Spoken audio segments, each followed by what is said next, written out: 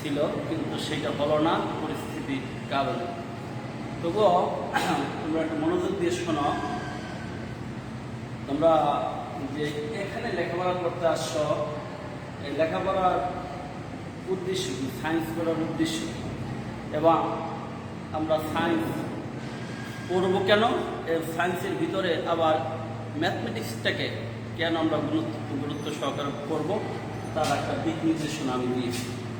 আমি এই ক্লোসারটা তোমরা লক্ষ্য করো যে তোমাদের আমি একটা দিক নির্দেশনা দিয়েছি এই ক্লোসারটা। এখন বলো স্যার আপনার নাম কি? আপনার নাম তো আগে কিছু বললেন না, আগের নাম শুনে তারপর তো আমরা আপনার ক্লাসটা নেব। হ্যাঁ, আমার নাম বলা দরকার। আমার নাম দেখো, আমি মোহাম্মদ এমডি নুরুল ইসলাম।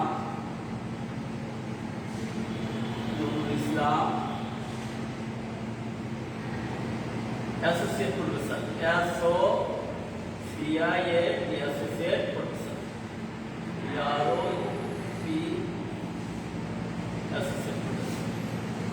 ম্যাথমেটিক্স।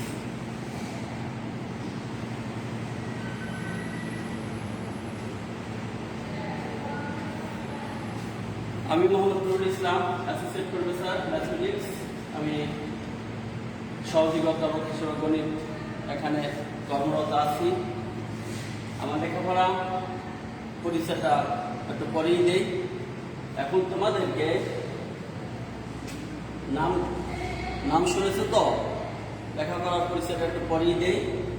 এখন তোমাদেরকে আমি বোঝাতে চাচ্ছি যে আমরা সায়েন্স পড়লে গণিতকে কেন বেশি লাগে, গণিত আমাদের কী কাজে লাগে। তোমরা অনেকেই সায়েন্স, তোমরা এখানে অলরেডি আমি খবর পেয়েছি 550 স্টুডেন্ট তোমরা ভর্তি হয়েছ। আমরা 3টা সেকশন করব, 3টা সেকশনে তোমরা অধ্যয়ন করবে। এই ভিতরে অত্যন্ত কষ্ট হলো সত্য কথা যে তোমরা ম্যাথকে কিছু সংখ্যা স্টুডেন্ট নেওয়া নাই, কিছু সংখ্যা স্টুডেন্ট নেওয়া নাই, এদের সংখ্যা কম আর কি, হয়তো 5% থেকে 10%। আর অনেকেই নিয়েছো, 90% স্টুডেন্ট নিয়েছে ম্যাথকে, কিন্তু ম্যাথকে রাখছে অতিরিক্ত সাবজেক্ট হিসাবে।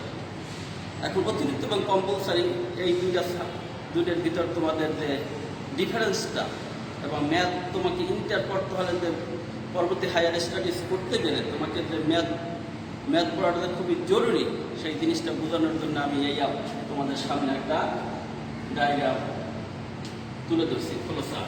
আমি বাংলাদেশ এডুকেশন অ্যাডমিনিস্ট্রেশন যত শিক্ষা প্রতিষ্ঠান আছে, বাংলাদেশকে শিক্ষা প্রতিষ্ঠানকে আমি এই একটা ক্লোসারের মাধ্যমে দেখিয়েছি। প্রথমে আসি, তোমরা যখন ছোটোর সময় বাবা মা বা স্টুডেন্টকে জিজ্ঞেস করে বলে যে তুমি বড় হলে কি হবে? ডাক্তার হবো। ডাক্তার আমাদের একটা বিরাট একটা হবি।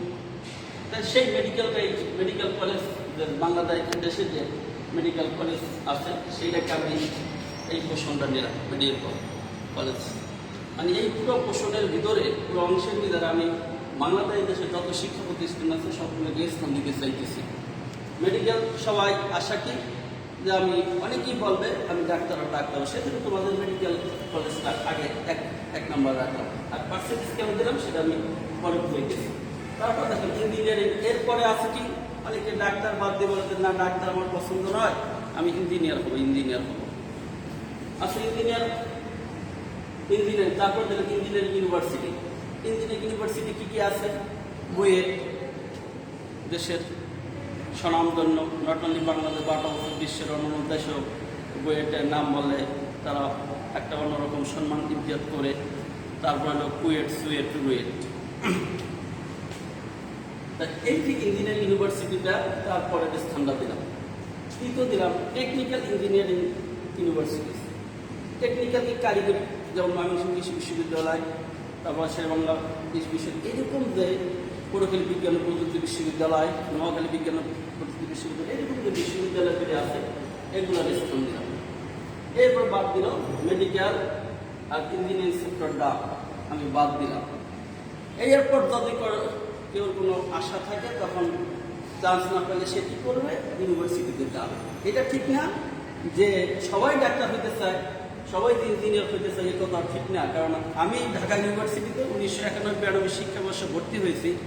আমার পরের ব্যাচের একটি স্টুডেন্ট, সে মেডিকেল হল বাংলাদেশের দেশে ফার্স্ট হয়েছিল, বুয়েটে ফার্স্ট হয়েছিল।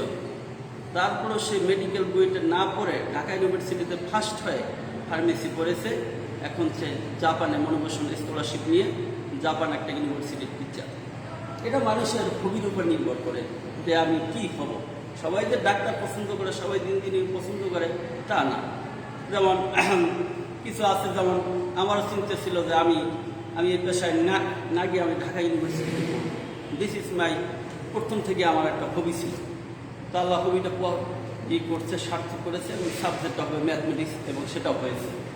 আচ্ছা দেখো, তারপরে জেনারেল ইউনিভার্সিটিস। এই জেনারেল ইউনিভার্সিটিসের মধ্যে আমি যেমন ঢাকা ইউনিভার্সিটি, তারপর মনে করো রাজশাহী ইউনিভার্সিটি, তারপর Chittagong university, Khulna university, Sylhet university, এই যত ইউনিভার্সিটিগুলি আছে এগুলোকে আমি জেনারেল ইউনিভার্সিটি হিসেবে করলাম। তারপরে ইউনিভার্সিটিতে যখন চান্স না পায় তখন কিন্তু স্টুডেন্ট চলে যায় বড় কলেজগুলিতে। আমাদের দেশে অনেক সুনামধন্য বড় বড় কলেজ আছে, যেখানে গেলে তুমি দেখবে যে না, এখান থেকেও পড়ালেখা করে মানুষের মতো মানুষ হওয়া যায়। যেমন দক্ষিণবঙ্গের Khulna BL college, Barishal BM college, Rajshahi college, Dhaka college, তারপরে চট্টগ্রাম কলেজ। এই যে তোমাকে সুনামধন্য ময়মনসিংহ আনন্দমোহন কলেজ, এইরকম বেশ কিছু কলেজ আছে যে ওখান থেকেও পাশ করে ভালো রেজাল্ট করে ভালো কিছু করা যায়। তোমরা তো এই বঙ্গে যাও, তাহলে দেখবা যে ওখান থেকে সরকারি কলেজে চাকরি করতেছে, বিভিন্ন প্রতিষ্ঠানে চাকরি করতেছে, তারা পাশ করছে কোথায় বিএল কলেজ থেকে, পাশ করছে কোথায় বিএম কলেজ থেকে, পাশ করছে কোথায় চট্টগ্রাম কলেজ থেকে, পাশ করছে কোথায় ঢাকা কলেজ থেকে, পাশ করছে কোথায় ইডেন কলেজ থেকে।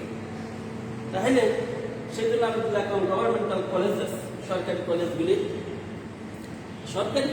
আজকালকার তোমরা ঢাকা শহরে দেখবা বা অন্যান্য শহরও কিছু কিছু ইউনিভার্সিটি গড়ে উঠছে। তার মধ্যে ঢাকা ইউনিভার্সিটি, ঢাকা শহরে বেশ নন গভর্নমেন্ট কিছু সরকারি ইউনিভার্সিটি গড়ে উঠছে, প্রায় 120-125 ইউনিভার্সিটি হবে, যারা বেসরকারি ইউনিভার্সিটি হিসেবে আমরা চিনি।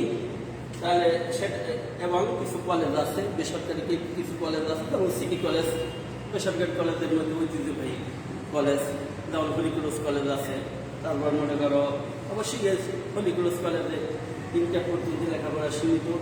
তারপরে এই আছে, এইরকম কলেজগুলি non government universities and colleges, এগুলাকে আমি স্থান দিলাম। এখন আমার এগুলা এই যে তারপর পার্সেন্টেজটা বোঝাই তোমাকে, এই যে মেডিকেল কলেজে যে স্টুডেন্টগুলো ভর্তি হয় এদের সংখ্যা ধরো 10%, টোটাল স্টুডেন্টের যারা পাস করে, ইন্টার যারা পাস করে তাদের 10%, ডুয়েট এগুলাতে ধরো 10%। তাহলে এখন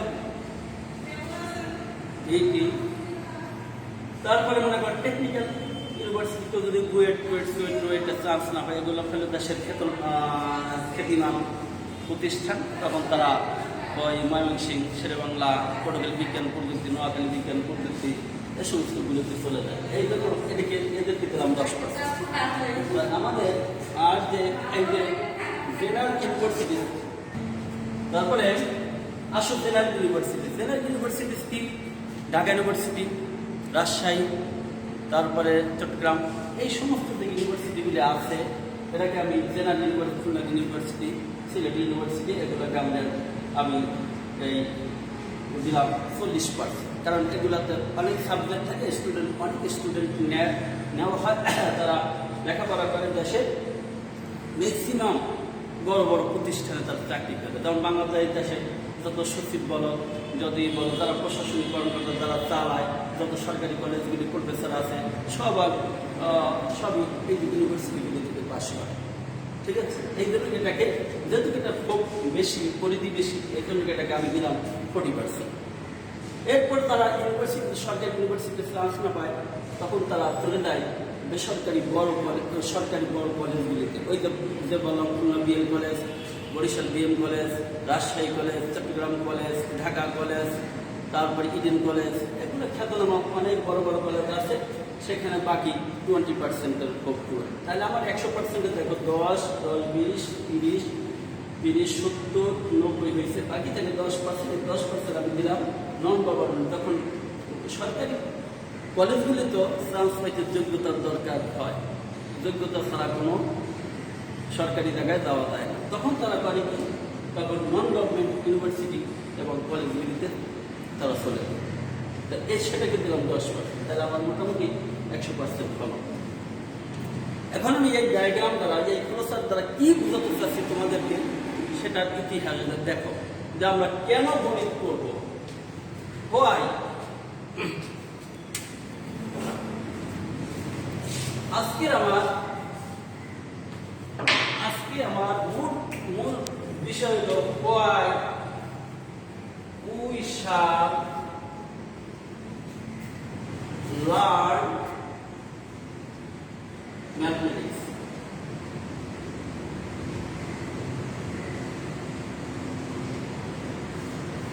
why we shall learn mathematics, কেন আমরা গণিত শিখব, গণিতের প্রসপার্টিস কি আছে, ভবিষ্যৎ। তোমাকে মেডিকেল কলেজ কথাটা বাদ দিয়ে আমি ইঞ্জিনিয়ারিং থেকে এটাকে থেকে ধরি। যদি তুমি ইন্টারমিডিয়েট পাস করে ইঞ্জিনিয়ার হতে চাও, বুয়েট, কুয়েট, সুয়েট, এই দেশের খ্যাতনামা ইঞ্জিনিয়ারিং কলেজগুলিতে, ইউনিভার্সিটিতে যদি যেতে চাও, তাহলে তোমাকে physics, chemistry, math, physics, chemistry.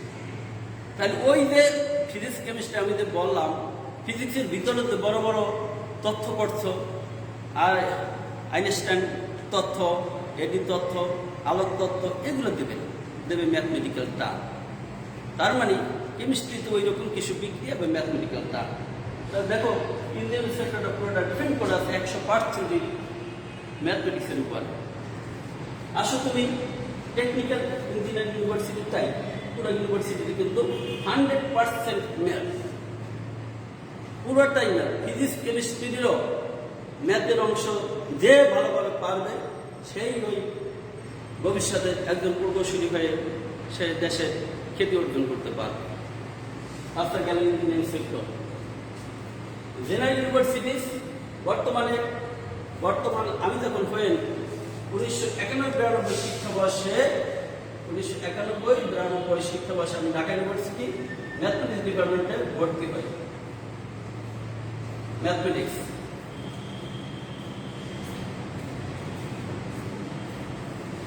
1991-92 শিক্ষাবর্ষে ঢাকা ইউনিভার্সিটি ম্যাথমেটিক্সে ভর্তি হই। তখন আজকে যে অনেক সাবজেক্ট, তখন সাবজেক্ট খুব লিমিটেড সাবজেক্ট ছিল। আমি ফিজিক্সের কথা বলি, অ্যাপ্লাইড ফিজিক্স বলি। অ্যাপ্লাইড ফিজিক্স অত্যন্ত সুনামধন্য ভালো সাবজেক্ট, ফার্মেসি ভালো সাবজেক্ট, এর কোনো শেষ নাই। তাই এই যে সাবজেক্ট কেমিস্ট্রি, এই যত সাবজেক্ট ছিল তাদের একটা তথ্য ছিল যে সায়েন্স ফ্যাকাল্টিতে উইদাউট বায়োলজির মধ্যে কি প্রাণী বিজ্ঞান, উদ্ভিদ বিজ্ঞান, মনোবিজ্ঞান, এই তিনটা সাবজেক্ট সায়েন্স ফ্যাকাল্টির অন্তর্ভুক্ত ছিল। এই তিনটা শুধু ম্যাথ লাগবে না, আর যে কোনো সাবজেক্ট পাইতে হলে তাকে আমাদের অ্যাডমিশন টেস্টে ছিল 100 মার্ক আর নাম্বার ছিল 100 মার্ক। তখন এই 100-এর মধ্যে 25 মার্কের পরীক্ষা হইত, 25 মার্ক প্রত্যেক সাবজেক্টে 25 মার্কের করে পরীক্ষা, 4-25 100, 4-100, 4-100। এই 25-এর ভিতর 10 পেতে হবে।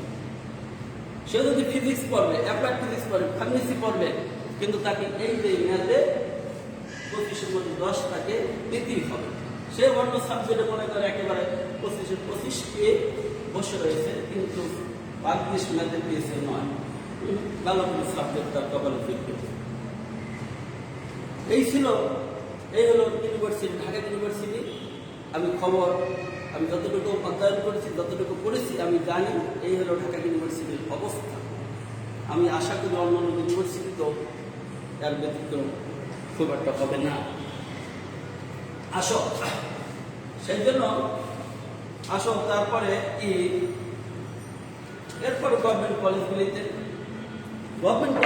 তুমি ওখানে তো ঢাকা ইউনিভার্সিটির মতো applied physics, pharmacy, biochemistry, applied chemistry এরকম সাবজেক্ট তো নাই, আছে ফিজিক্স কেমিস্ট্রি ম্যাথ এগুলোই মেন সাবজেক্ট। তাহলে দেখো তুমি যদি ফিজিক্স অনার্স ম্যাথের কথা বাদই দিলাম, সেখানে তোমার ফিজিক্সের অঙ্ক না জানলে হবে না, সেখানে ম্যাথের অঙ্ক না জানলে তোমাকে ওই ফিজিক্স কিন্তু ভালো সাবজেক্ট হিসাবে গঠন তৈরি দিতে পারবে।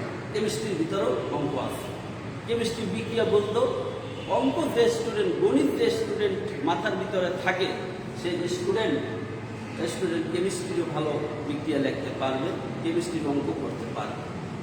তাহলে ফিজিক্স কেমিস্ট্রি ম্যাথ এই সবগুলো ডিফারেন্ট যত ভালো সাবজেক্ট আছে, শুধুমাত্র প্রাণীবিজ্ঞান, উদ্ভিদ বিজ্ঞান, মনোবিজ্ঞানও গণিত আছে, মনোবিজ্ঞানও গণিত আছে, গণিত নাই শুধু উদ্ভিদ বিজ্ঞান আর প্রাণীবিজ্ঞান, মনোবিজ্ঞান করতে গেল গণিত আছে। তারপর মনোবিজ্ঞান নট অনলি মনোবিজ্ঞান, বাট অফ আর্টসের সাবজেক্টের কথা যদি আমি বলি, আর্টসের সাবজেক্টের মধ্যে ভালো সাবজেক্ট ইকোনমিক্স, ইকোনমিক্সের পুরো ডিপেন্ডেন্ট অন ম্যাথমেটিক্স। ভালো সাবজেক্ট কি রাষ্ট্রবিজ্ঞান, রাষ্ট্রবিজ্ঞান ম্যাথমেটিক্স। মনোবিজ্ঞান, মনোবিজ্ঞান তো আগেই বললাম ম্যাথমেটিক্স। তুমি যে কোনো সাবজেক্টে দাও, তারপর পরিসংখ্যান পুরোটাই ম্যাথমেটিক্স। তাহলে এই তুমি সায়েন্স না, ইন্টার পরে মনে করছো যে আমার সায়েন্স ভালো লাগতেছে না, আমি আর্টসে যাবো, তাহলে আর্টসে গেলে সায়েন্সের স্টুডেন্ট, তোমার তো একটা মান সম্মান আছে, তোমার তো একটা ইজ্জত আছে, তুমি তো একটা যে কোনো সাবজেক্ট নিতে পারো না, তুমি অবশ্যই বাদ বাকি ইকোনমিক্স, বাদ বাকি রাষ্ট্রবিজ্ঞান এইরকম। তাই সেখানেও কিন্তু তোমার কিন্তু ম্যাথ আছে, ম্যাথমেটিক্স, সেখানেও তোমার ম্যাথমেটিক্স পড়তে হবে। এরপর non government university and colleges, সেখানেও ইঞ্জিনিয়ারিং সেক্টরে যাও আর তুমি ইতে যাও, সব জায়গায় তোমাকে ম্যাথ আছে, সে 10%। এখন আমি মেডিকেল কলেজটা বাদ দিচ্ছি, এই মেডিকেল কলেজে ম্যাথ, মেডিকেল কলেজে পড়তে অ্যাডমিশন টেস্টে ম্যাথমেটিক্স পরীক্ষা হয় না, সেটা ঠিক আছে। তোমার কাছে প্রশ্ন হলো যে মেডিকেল কলেজে 100 মার্কের পরীক্ষা হইতো আর 100 মার্কের হলো জিপিএ নাম্বার হিসেব করো। তাই তুমি ম্যাথমেটিক্সকে যদি, বা ম্যাথমেটিক্সে মনে করো 3 জিপিএ যোগ করেছো, ম্যাথমেটিক্সে মনে করো 5 পেয়েছো, 5 পেলে 2 বাদ দিয়ে 3 থাকে, 3 জিপিএ যোগ হলো, যোগ হইয়া তোমার মূল জিপিএর সাথে যোগ হলো। তার জিপিএ যদি 5 জিপিএ 100 হয়, 1 জিপিএ কত পড়ে বলো তো? 20 পড়ে। তাই এই 20-এ 3 জিপিএ 1 জিপিএ 20 হয়, তাই এখানে এটা গড় হবে। তো গড়ে মনে করো পয়েন্ট মনে করো 8 পাওয়ার, অর্থাৎ তুমি মনে করো 4 পয়েন্ট, অন্যান্য সাবজেক্টে 4 পয়েন্ট, সাপোজ মনে করো 4.4 পাইলা, আর এখানে পাইলা জিপিএ 0.6 যোগ হয়ে তোমাকে 5 মিলো। এই যে 0.6 গুণ 20, দেখো কত নম্বর আসে? 12 নম্বর আসে। তাই ম্যাথমেটিক্স থাকার জন্য তোমার কিন্তু এই যে জিপিএ 12 নম্বর যোগ। যদি তুমি 3 পাও, অ্যাভারেজ এই যে দেখাই যাবে অ্যাভারেজ টোটাল সাবজেক্ট যত হবে ততকে 6 দিয়ে ভাগ করে মনে করো ম্যাথমেটিক্স জিপিএ 0.6 তোমাকে যোগ হবে। তো ম্যাথমেটিক্সের ভালো স্টুডেন্ট, বাট এখন তুমি মেডিকেল চান্স পাইতে চাও, মেডিকেলের চান্স পাইছো, তাহলে দেখো তুমি দেখো 0.6কে যদি 2 দিয়ে 6 দিয়ে পাবো কি হয়? এই 12 নম্বর অ্যাডমিশন টেস্টে আসতেছে। যদি এর চেয়ে কম হয়, 4 হয়, যোগ করো, তা দেখো 4 যোগ করলে 8 আসতেছে, 8 আসতেছে। তাহলে যেখানে 1 নম্বরের ব্যবধানে একটা স্টুডেন্ট সাপোজ 65 পেয়েছে, আর একটা স্টুডেন্ট 66 পেয়েছে, 66 পাওয়া চান্স পেয়েছে, 65 পেয়েছে, সে কিন্তু চান্স পায় না। সেখানে তোমাকে 8 থেকে 12 নম্বর ক্যারি করে দিচ্ছে ম্যাথমেটিক্স। এই গেল নাম্বারের অবস্থা। তারপর দেখো তোমাদের আরো বোঝাচ্ছি যে যখন ডাক্তার, আমাদের দেশে ডাক্তারটা এখন অনেক বের হচ্ছে। আমরা যখন ছাত্র ছিলাম তখন দেশে 8টা মেডিকেল কলেজ ছিল, সুনামধন্য 8টা কলেজ ছিল, Dhaka medical, Salimullah medical, Khulna medical, এরকম 8টা মেডিকেল ছিল সরকারি। 8টা মেডিকেলে 150 করে স্টুডেন্ট নিত, 1200 স্টুডেন্ট ভর্তি হইত।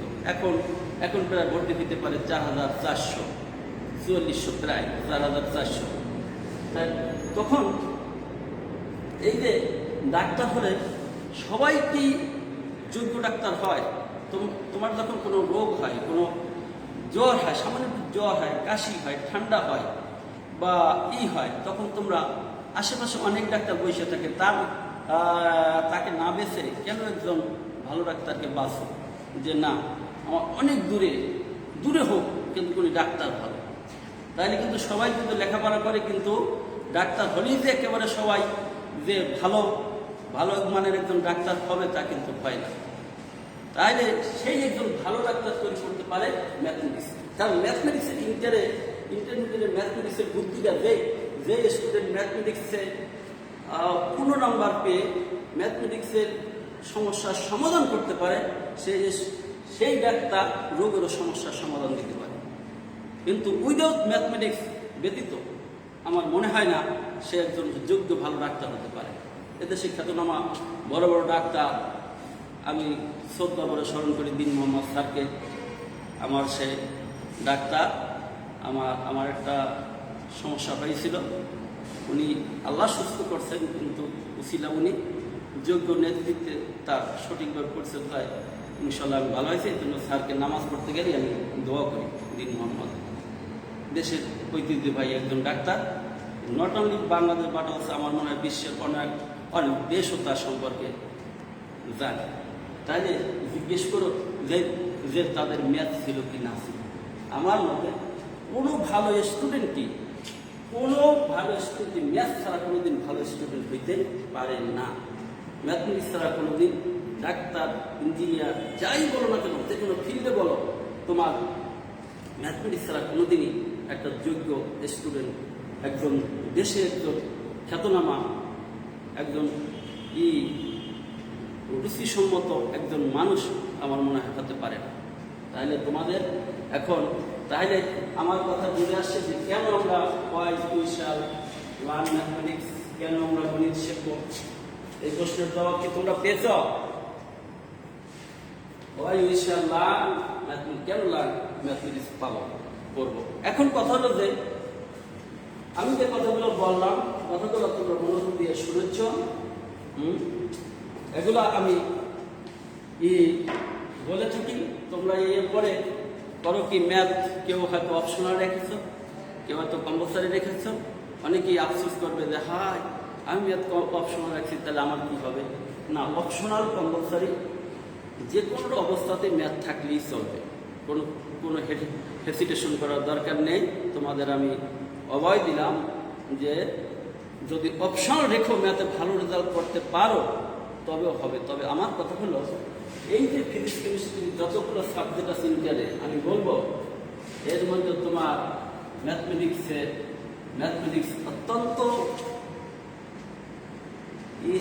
অত্যন্ত উচ্চমানের সাবজেক্ট।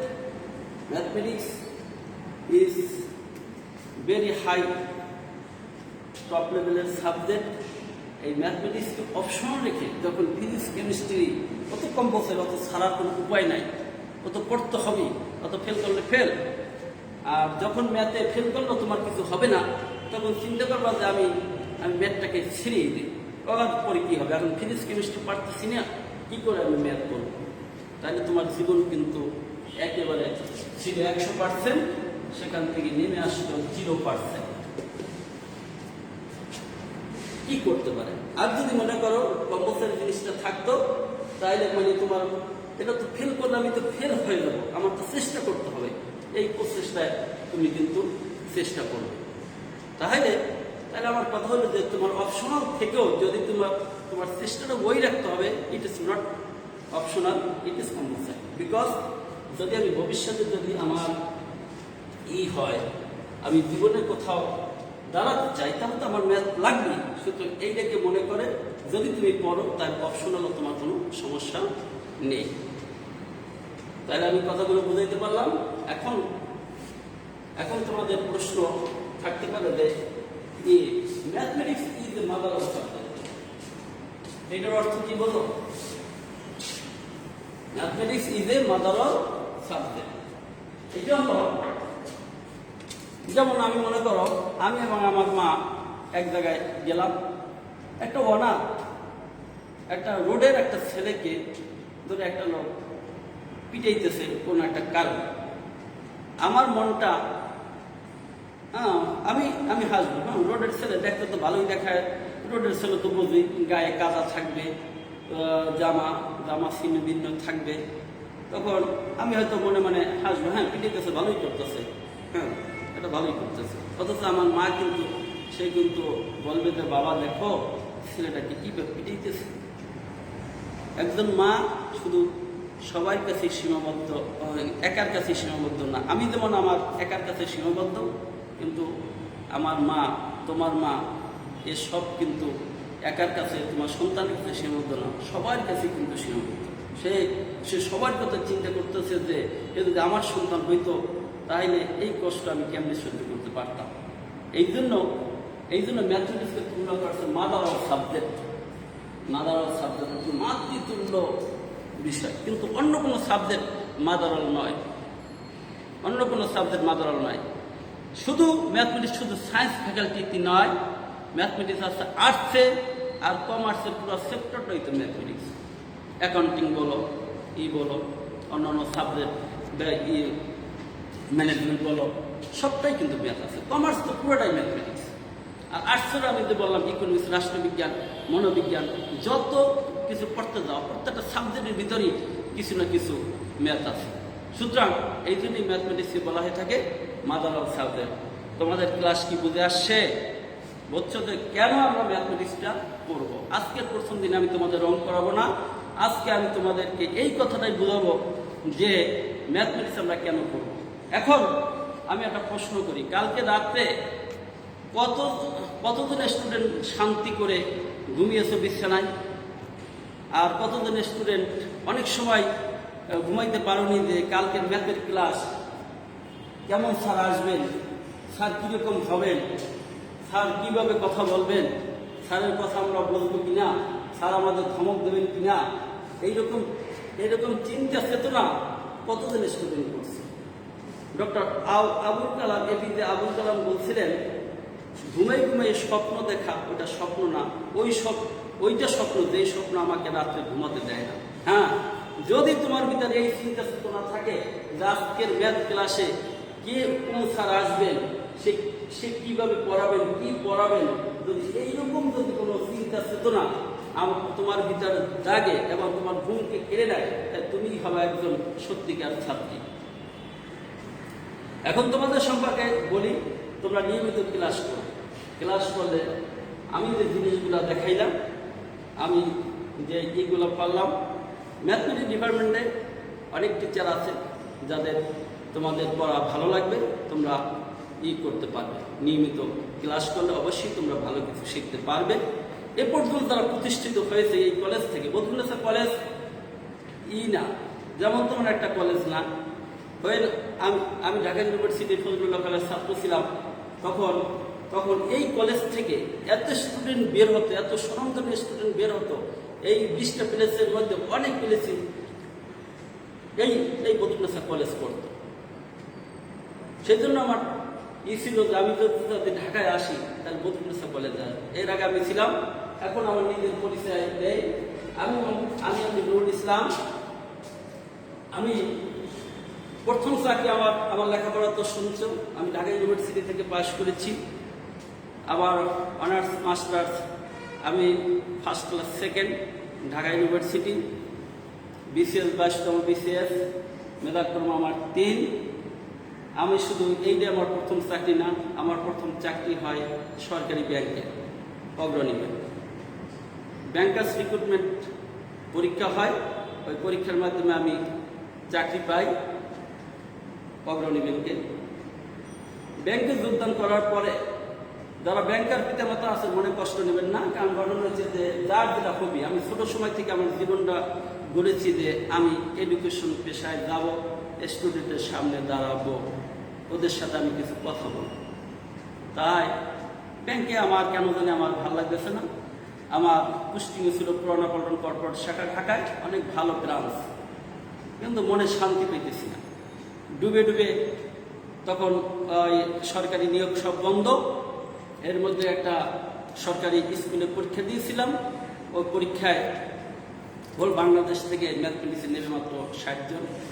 আমার জেলা পটুখালী, পটুখালি থেকে পড়লো একজন নেবে, যাই দেয় ভাইবা দিতে, যাই দেয় দ্বিতীয় অফিসে লোকের অভাব নাই, হোটেল করানো।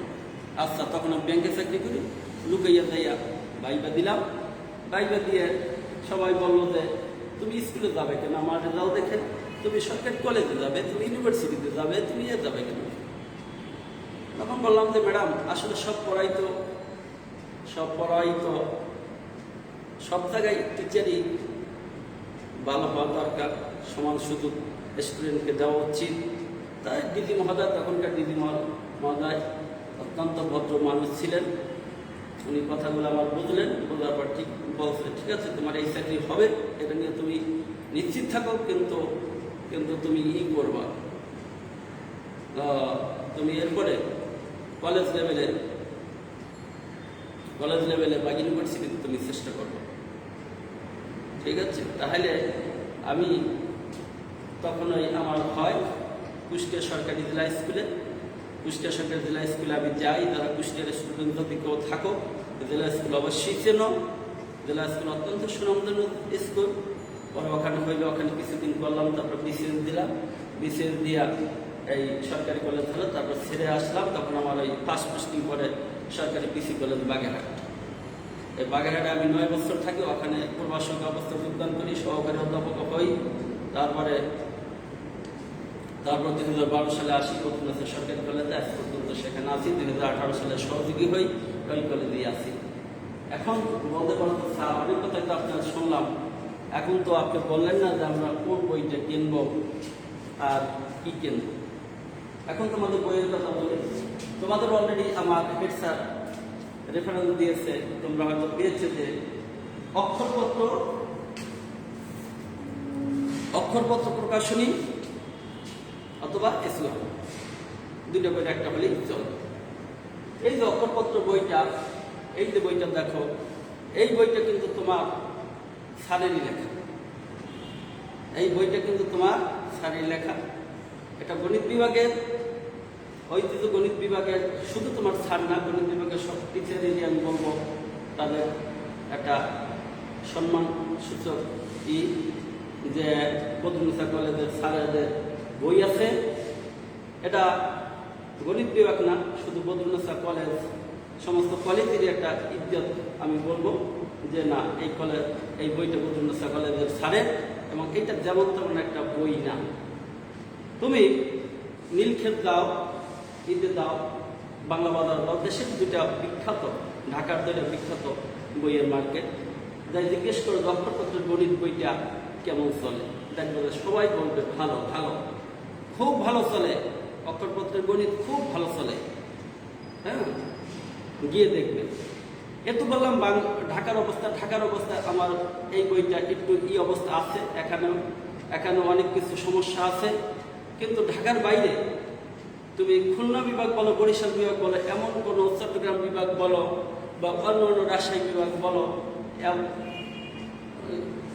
এমন কোনো কলেজ নাই যেখানে এই অক্ষরপত্র ব্যতীত অন্য কোনো বই পড়ায়, দুই একটা কলেজ ছাড়া। This is most important and very very necessary একটা বই তোমাদের। এটা তোমাদের গণিত বিভাগের স্যারেরই লেখা। আশা করি তোমরা এই বইটা সবাই কিনবে, আসবে। ইনশাল্লাহ তোমাদের ভর্তির জন্য যত হায়ার স্টাডিজ বলো, এর জন্য আর কোথাও তোমাকে যেতে হবে না, যে তুমি করবে। তোমার এই বইটা ভালোভাবে সমাধান করলে এর সলিউশন থেকেই তুমি সব জায়গায় অ্যান্সার করতে পারবা। আশা করি বদরুন্নেসা কলেজে আগে ঐতিহ্যবাহী কলেজ ছিল, এখনও ঐতিহ্যবাহী কলেজ আছে। যদি তোমরা নিয়মিত ক্লাস করো, ভালোভাবে লেখাপড়া করো, ভালোভাবে চর্চা করো, তবে তোমরা সুনামধন্য ছাত্রী অবশ্যই হবে। কিন্তু তোমাদের অবস্থা এরকম দাঁড়ায়, কয়েকদিন ক্লাস করার পরে বিভিন্ন দিকে তোমরা ছুটে চলে যাও, বিভিন্ন জায়গায়, ওই জায়গায় জানি কি আছে, ওই জায়গায় জানি কি আছে। আসলে তোমরা একটা কথা চিন্তা করো না, কলেজে যারা স্যাররা আছেন তারা ইউনিভার্সিটি থেকে সর্বোচ্চ ডিগ্রি নিয়ে আসেন, এরপরে বিসিএস এর মতো জায়গায় ফাইট করে বিসিএস এমন একটা অবস্থা, যেমন মনে করো তখন হোল বাংলাদেশ থেকে 4 লাখ স্টুডেন্ট দেয়।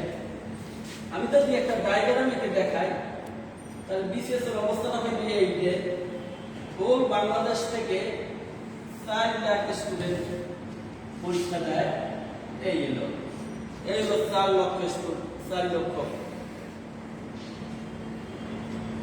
প্রতিযোগী পরীক্ষায় অ্যাটেন্ড করে। নেয় কত? সব ক্যাডার মিলে এই 1500 থেকে 1600, সব ক্যাডার মিলে।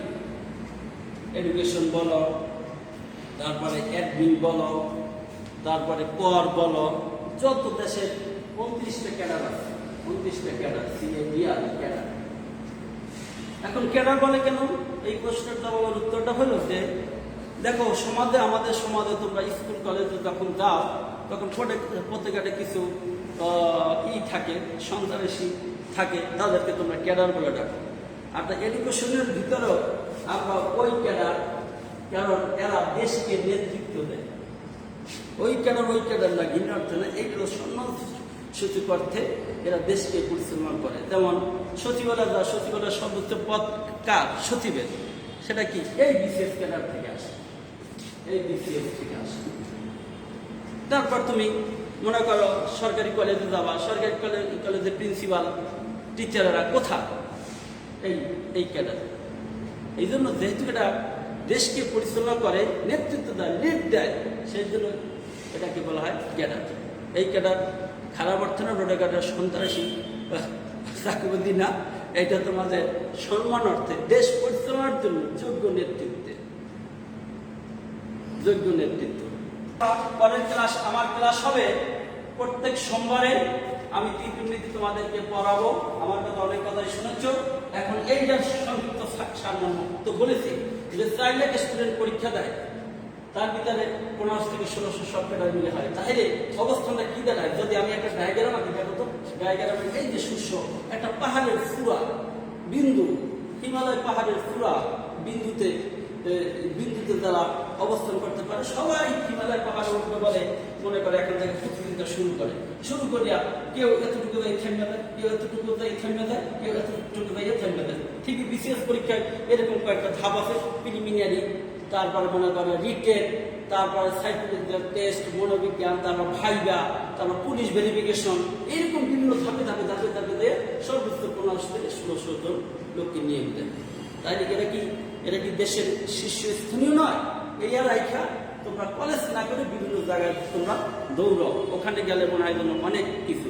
দুনিয়া খারাপ জিনিস, বাংলাদেশ পৃথিবীর সব জায়গায় খারাপ জিনিস ভরপুর থাকে, সব জায়গায়, কিন্তু ভালো জিনিস কম থাকে। একটা কথা মনে রাখবা, এই ভালো এডুকেশনের জন্য শিক্ষা প্রতিষ্ঠানের এত ভালো আর দ্বিতীয় কোথাও তুমি খুঁজে পাবে না। আজকের বলে এই আমি রাখি। আর আমার মোবাইল নাম্বার তোমরা অনেকেই চাবা, মোবাইল নাম্বারটা দিয়ে আজকে শেষ করি। মোবাইল নাম্বার বইটা আছে, তোমরা বইটা খুললে, এই বইটা খুলে এই বইটা